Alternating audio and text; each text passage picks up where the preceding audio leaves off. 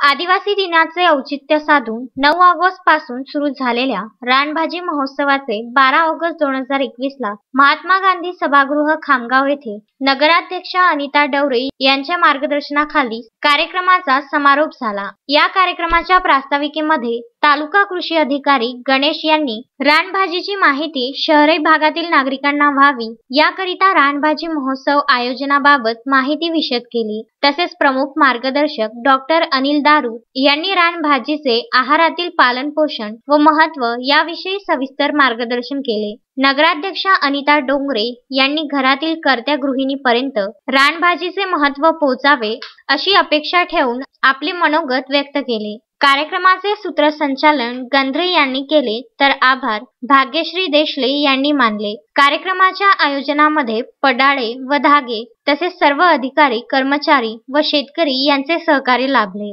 Mohammed Farooq, Vidarbha news, Khamgaon.